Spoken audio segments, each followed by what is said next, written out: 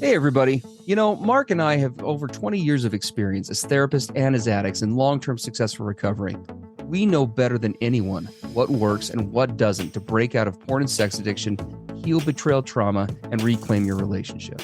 And we've poured all of our personal and professional recovery and healing experience into a first-of-its-kind program for addicts, spouses, and couples. We call it Dare to Connect.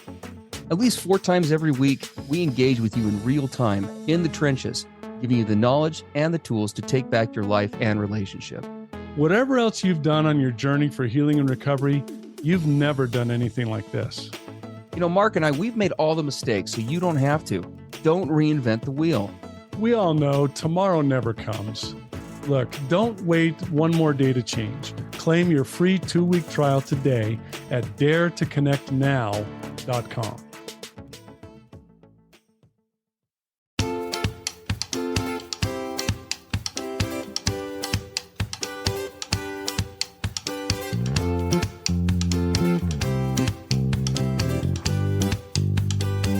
Hey, everybody. I'm Steve Moore. And I'm Mark Castleman. We know the pain and heartbreak of porn and sex addiction. And we know the triumph of breaking completely free. Every day, we help our clients find hope and healing. Join us in the fight to take back your life, your marriage, and be stronger than ever. This is the PBSC Squared podcast.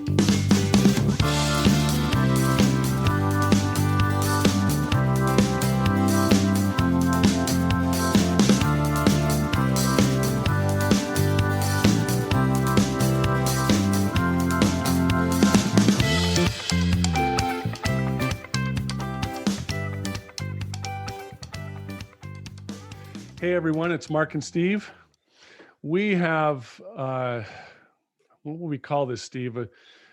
A very difficult topic in some ways to try and navigate. And so we're going to tell you right up front, this one's pretty tough. And you probably saw from the title, whenever we start to talk about mental illness and in combination with addiction and betrayal trauma, that starts to move out into the wild, swift current of the river, right? Yes. It's just a big topic. There's just a lot to it. It's so huge. And the other thing we want to say right out of the gate is, please, this is not the definitive, authoritative declaration of all things mental illness and addiction and betrayal trauma. It's just to kind of open up the topic, look at some issues in a very raw and real way, and then give you the opportunity to then with your own professionals and your own resources to start taking an in-depth look at it. Yes. So we're just going to try to open up the topic. So please understand that's what we're doing. Yeah. And that really goes, I think, for all of our episodes, because it's just, we recognize everybody's situation is so different. We know that most of you have definite similarities to our story, but there would never be a way to really cover this in. Trying to do this one-on-one takes usually several sessions with one specific client or couple. And so, we just want to break the ice on it, get you guys thinking about it, and get you something to work on. Yeah, for sure. So we'll start. I'm going to get really raw and real about my story. If we're going to talk about mental illness. So I like to sort of jokingly, but almost kind of in a painful way, say that I come from the craziest family on planet Earth, my extended family. Hopefully none of them are listening. I was going to say, I've heard this many times. I don't think they are, but because I haven't had any contact with them in like 30 years. But we like to, we say, genetically speaking, I inherited the grab bag with regard to mental illness, just about anything and everything you can imagine going back for many generations. And we know from, the latest amazing work in what's called epigenetics, that environment is typically the thing that will turn on those genetic switches. Mm-hmm. They can lay dormant and never really turn on during our lifetimes if the environment is healthy. And unfortunately, I had the environment as a kid that turned on all of them. Yeah. Imagine seeing a little kid at a circuit breaker turning on all the switches. click, click, click, click, click. It's like, oh, great. Your brain was like that little kid in the elevator everybody hates. He hits all Yeah, the pushes buttons. all the buttons and stops at every floor. That's me. And so growing up, I really experienced all the things that I now know what they are, but I didn't then. But today we would call them, depression, anxiety, Yeah. ADHD, Tourette syndrome. I suffered from horribly for many years. Uh, Panic attacks, even what I would call some bipolar symptoms in some Mm, ways, yeah. narcissism, very much so, which we know is an extreme reaction to trauma in many cases. So all kinds of stuff that I suffered from growing up, and nobody really knew what was going on, and I didn't have family members that could see it or diagnose it or help me with it because they were suffering from many of those things at the same time. Yeah. And so now comes my the exposure experiences with regard to sexual addiction, pornography and sexual situations and hitting puberty and all of the conditions and environment that took place with that, and combine that with my mental illness, and now my brain discovers this way to soothe and cope and escape and deal with all of that stuff that already existed within me, Mhm. now is being answered supposedly, right, by this addiction outlet that I've discovered. Yeah. Now you bring those two worlds together, right? The mental illness, the addiction, and now it becomes very confusing. Right? Absolutely. Where does one start? Which came first? Am I currently suffering from my mental illness issues, or is this just purely an addiction issue that I'm involved with right now? And Yeah. you literally, I got to the place where I was so confused and in so much turmoil and upheaval, I could not navigate. I didn't know whether I was coming or going, whether it was day or night. It just becomes such a difficult place to try and navigate those two parallel worlds that are now intersecting. Yeah. So we're very sensitive to that as we're doing this podcast. I have a lot of clients that are in that place where they do bring some mental health, mental illness issues to their addiction, or their addiction triggers a lot of those things. So my heart goes out to everyone listening who suffers from any of that realm of struggle.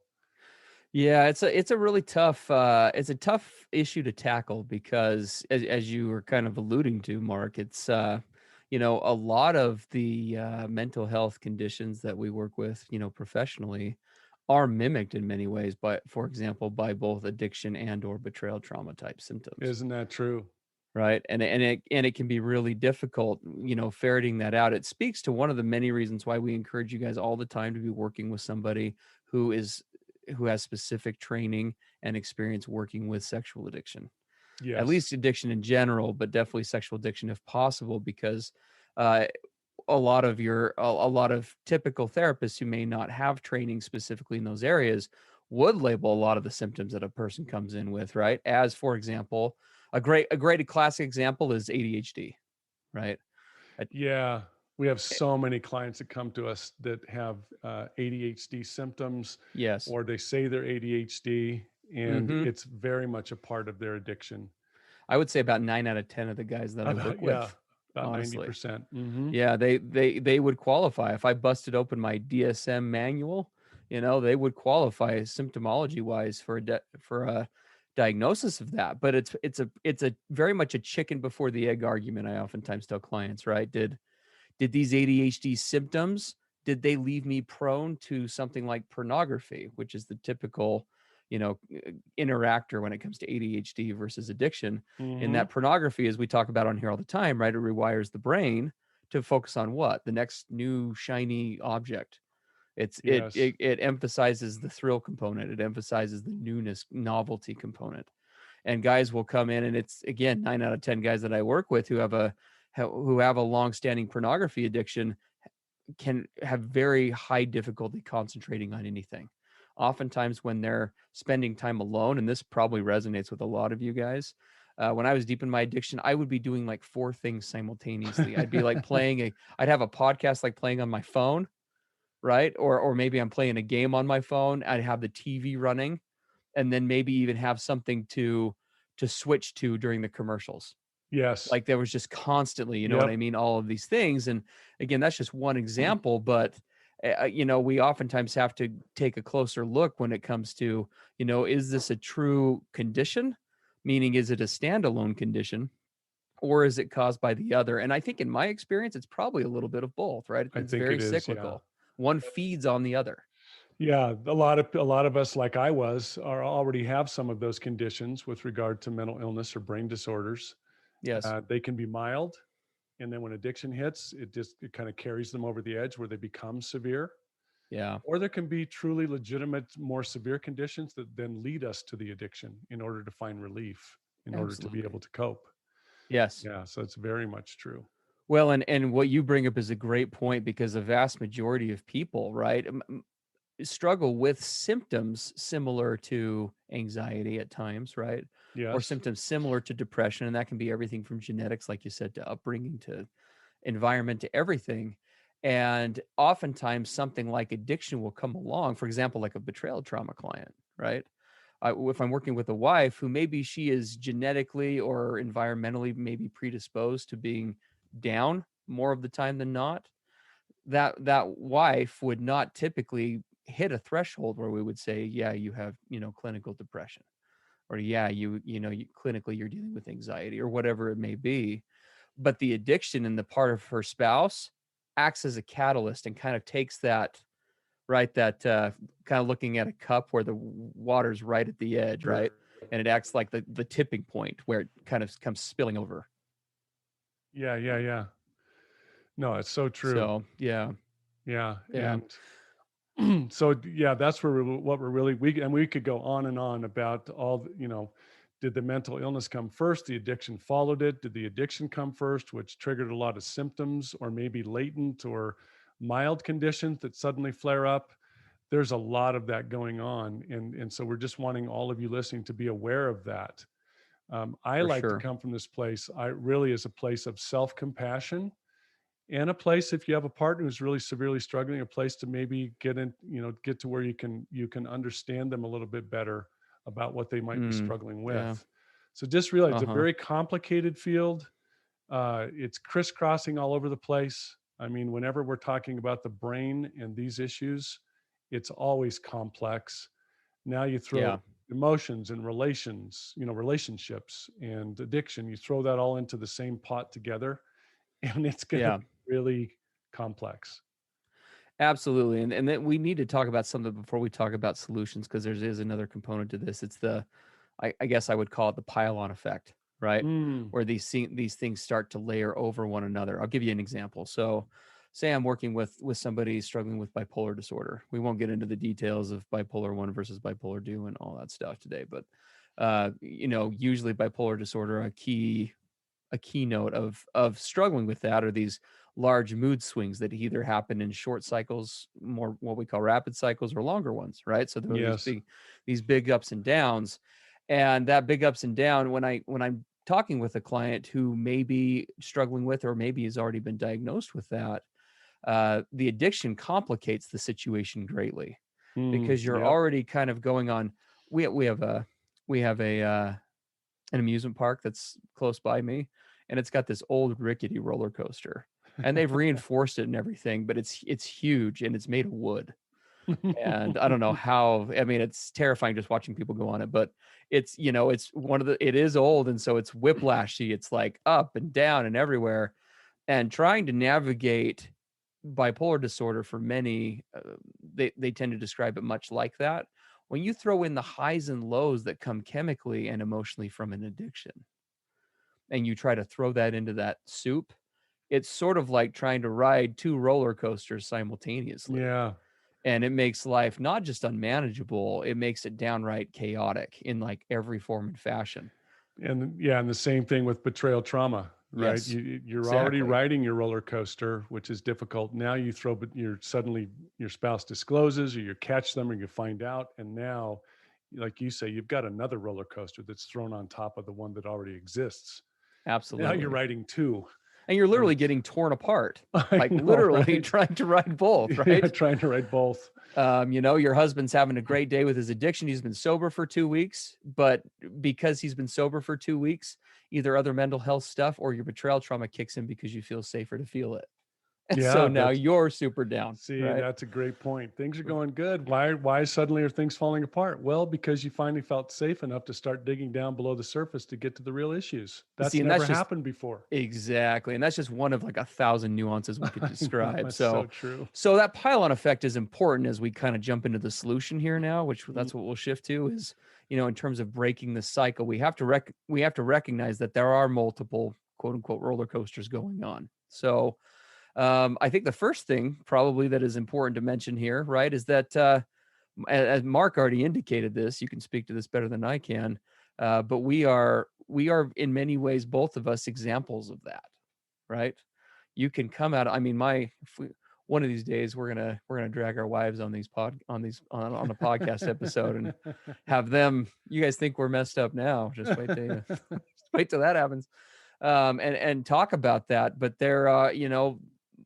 they have both been married to pretty Crazy insane people. men, Yes. right? What clinically, like literally clinically, what would be categorized as insane in many respects at different times. And we'd like to think we're saner now.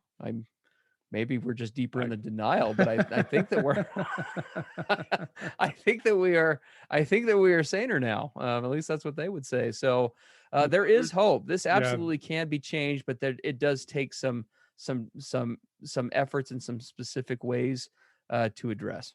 yeah, for sure. No, there's enormous hope. Just the fact that Steve and I are sitting here on these microphones talking intelligently and that we're still alive Yes, is honestly. is an evidence to the great hope and the miracle. Yes. So hang in there, everybody. There is enormous hope. Now, the thing about as we start to talk about solutions, again, please realize this can be very complex. It's also multifaceted. You Yes. can't come at this with one single one size fits all solution, right? I'm just going to do Yep. all recovery and for example, my 12-step program will solve all of it. Mhm. We love 12-step and we use those Yes. principles every day in our lives. But when we start to talk about this combination of mental illness and addiction and betrayal trauma, that by itself is not going to be enough. So the hard part is the different angles that you've got to come at this with in order to treat it holistically. Yes. Absolutely. And there are probably two primary ways we can break this down, right? When we're trying to ferret out, separate these issues and deal with them so that they're not just this overwhelming crazy monster. The first is eliminating the variables that you can, right? That's what we Mhm. we call that. So a good example of that would be and again, I don't know how much many of my addict clients, because they're kind of caught up in a more avoidant style lifestyle and because of their addiction itself, and when that occurs, when they act out, also are dealing with heavy insomnia, right? Oh, I yes. I mean, Sleep issues for there sure. there was a time for me where like literally 3 a.m. was like a normal person's 10. It's like, oh, maybe I ought to think about, going to sleep right now. Exactly. And that's not uncommon at all. And as we've talked about many times on here, right? A lack of sleep makes everything in the mental health world everything harder, Oh, yeah. if not impossible, Lack right? of sleep makes healthy, normal people crazy. Yes, absolutely. And so I love that you brought that is one of the very first variables that we can look at to try and change is so with regard to sleep. And so Steve and I, we don't have time to talk about this on this podcast, but we really encourage you to do some research about how to get regular healthy sleep patterns. Yes. It's about how you prepare yourself at night. It's about eliminating blue light and devices. Uh-huh. It's about, letting your brain calm down. It has everything to do, for example, with, what you eat, how late you eat, Mhm. are you watching television right up to the time you lay your head on the pillow? Are you sitting in bed checking your phone? There's a lot of basic principles that you can start to integrate into your life that will greatly improve that sleep factor. But Absolutely. that's one variable. The other one that immediately comes to my mind that I just mentioned is your diet. Mhm. Diet has an enormous amount to do with mental health. I mean, I can't underestimate that. So, what are you eating? What are you drinking? Taking a really serious look at that from a mental health standpoint is a big deal. And you may not have made that connection till now, Yeah, but the food we put in our mouth has a dramatic impact on our brains. hugely. No, completely agree. And there are lots of, again, everyone's situation will be different, and so when we talk about this first of two ways, right? You want to be looking at areas that you want to start with the, oftentimes in finance they talk about the snowball effect. Start with the smallest debt when you're working on debt. Mm-hmm. It's kind of the Mm-hmm. same thing here. Focus on the things that are easiest. Yes. Chances are there's a decent list of little things that really wouldn't take they take discipline to do, but they don't involve like a huge lifestyle change necessarily to accomplish. Now we know you all have got kids and families and lives and jobs and all the other stuff that we all deal with. And so it does take some pushing into some other areas, and it does take more discipline. And it does. I know a lot of the young parents I work with. Sometimes the insomnia is kid caused, not because the kids keep them up, but because the kids are so energetic, right? That's a good way to put it. All day long, they look at that last like 3 or 4 hours of the day. It's like that's my sanity time. Yeah, exactly. Don't tell me to go to bed before 1 a.m. Like that's Yeah, crazy. that's my Like, time. so it may take some changes, but those are the best place to start. The second piece to that, so we've got eliminating the variables that you can. The other that we want to focus on is stabilizing the areas that you can. Right? Hmm. A little bit different from eliminating because there are certain things that we can't necessarily get rid of or make a concrete change because they aren't necessarily completely within our control. A good example would be the chemical highs and lows that accompany certain types of depression and anxiety, as well as a lot of other issues, including like bipolar disorder. And so, stabilizing those areas, stabilizing those ups and downs, for example, on a mental health level, on the chemical side, is going to help you tremendously in terms of addressing the mental side. Um, it's kind of akin to back to our roller coaster example. You're sort of starting to ride more just one roller coaster and being able to deal with more one thing. Mark and I are obviously therapists. We aren't psychiatrists. Generally speaking, a psychiatrist is going to be geared more towards a focus on give me a list of your symptoms and then let's talk medication intervention. When we're Mark and I don't that isn't our typically our first go to. We like to work on the actual underlying environmental, mental, thinking error problems that are all associated with good therapy. That being said, though, medications absolutely do have a place. And when you're talking about breaking free, for example, of addiction, any mental health issues that you're dealing with, speaking to you addicts, and I guess to you partners, plan on them flaring, plan on them amplifying when you or your partner's going through that withdrawal. Things as much as he may have been varied before, he's going to be even more so now. And if we had the time, Mark and I could just story after story of that. Yeah. But you'll want to be watching for that. Yeah, because things can appear to get worse before they get better. And Absolutely. really, that quote, worse part is just peeling back the layers and starting the healing process, which can hurt. I mean, think of it as this wound that's just scarred over and scabbed over, but it's all infected underneath. And what does the doctor got to do? First thing, rip all that off. Yep. And man, does it hurt. Oh boy. And Yeah. yeah, right. And so there's a big part of that process. And the medications, I've worked a lot in the substance abuse field. I've seen the really dark side of meds. I do support medication. I believe that it can be a wonderful scaffolding, as I call it, to Mm-hmm. support you and prop you up while you're learning to do these other things and working through your addiction and relational issues.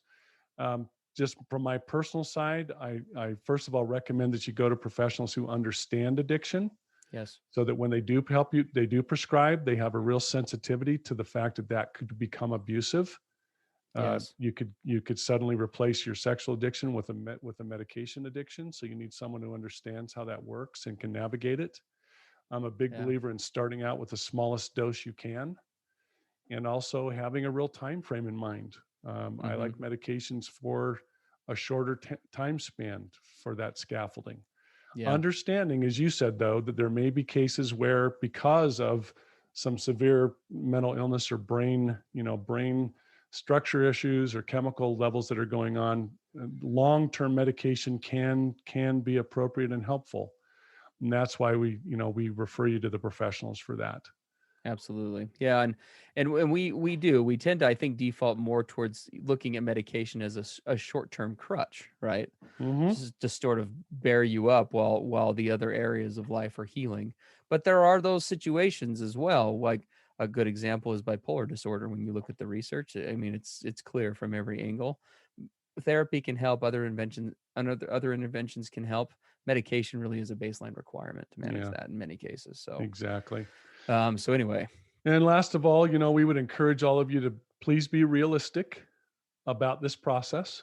I know as addicts, we're all or nothing, racehorses out of the gate, go to the extreme, right? But this is very much a process and sometimes a very long process.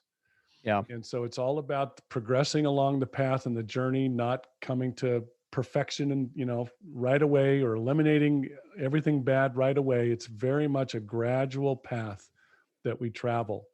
So just be very conscious of that, and being patient with each other. As and we talk about this often, so just mentioning it briefly, remember that as you navigate this as a couple, especially, safety is created more so in the trajectory of the marriage and the relationship, and in that notion of both parties fighting for each other and feeling that from one another, than it does from hitting some sort of objective destination.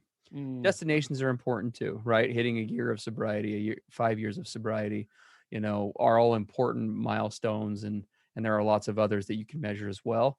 But in the short term, you can create a lot of safety in a relationship by getting serious in really any of the areas we talk about week to week, uh, in terms of making changes and making progress a little further along today than you did yesterday.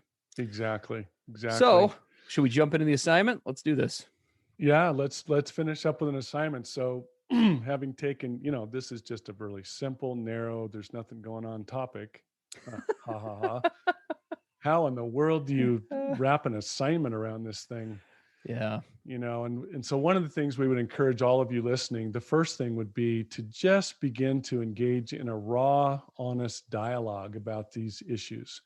Because the way I was raised, you didn't talk about this stuff. I'm not Yeah. going to talk to anybody about my depression, my anxiety, all of the stuff that I'm experiencing. I was Mhm. taught you just keep that hidden. You just cope by yourself, buck it up, buttercup. Yeah. And we just didn't talk about it. Never in my family did we talk about the mental illness elephant that was in the room. Never, that I was growing up.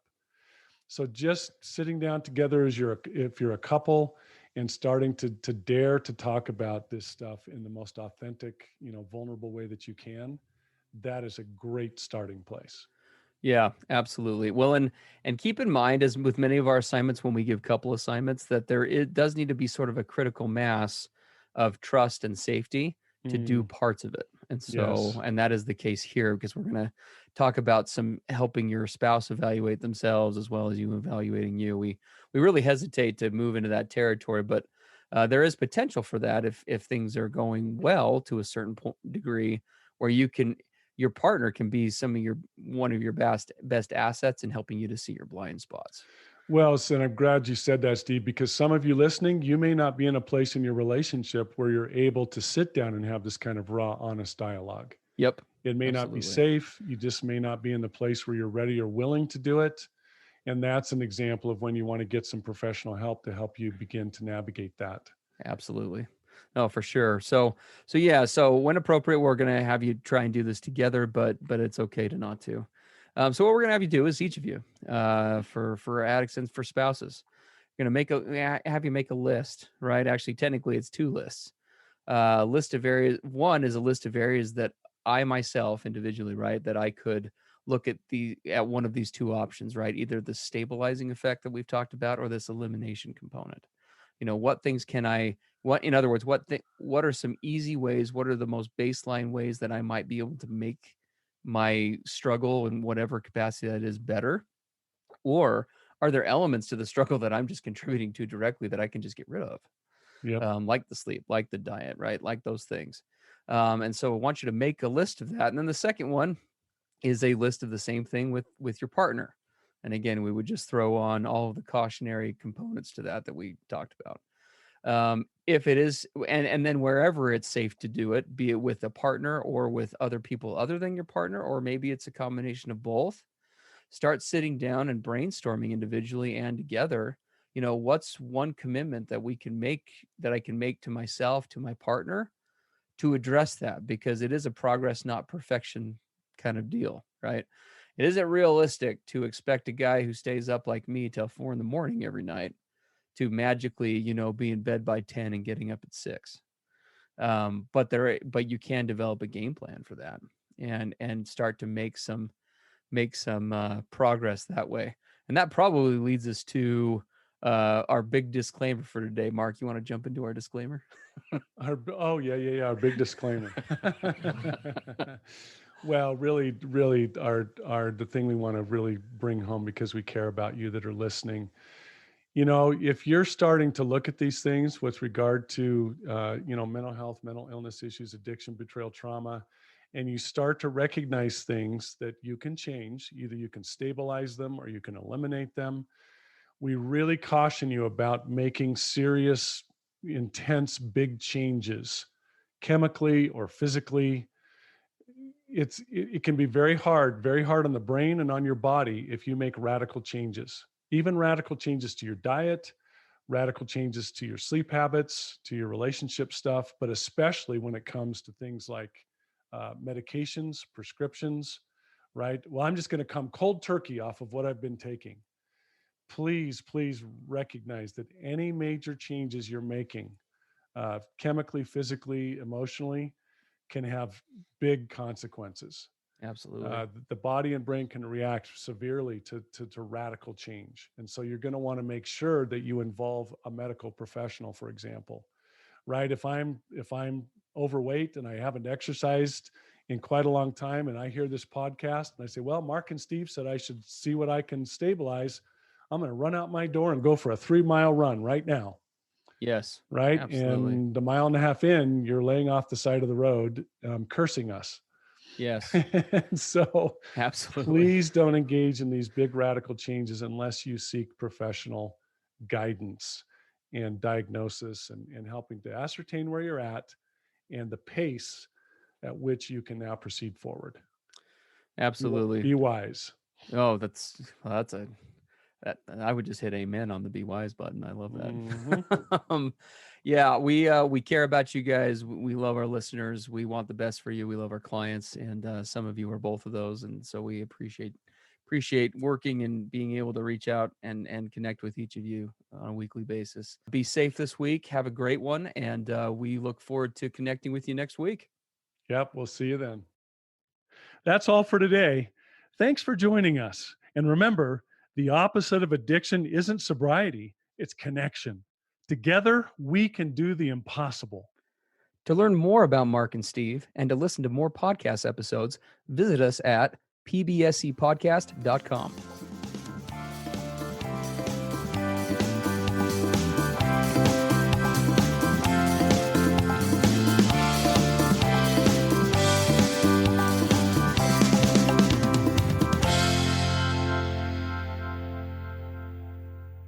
Everything expressed on the PBSC podcast are the opinions of the hosts and the participants, and is for informational and educational purposes only.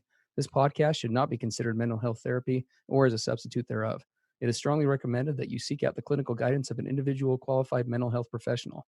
If you're experiencing thoughts of suicide, self-harm, or a desire to harm others, please dial 911 or go to your nearest emergency room.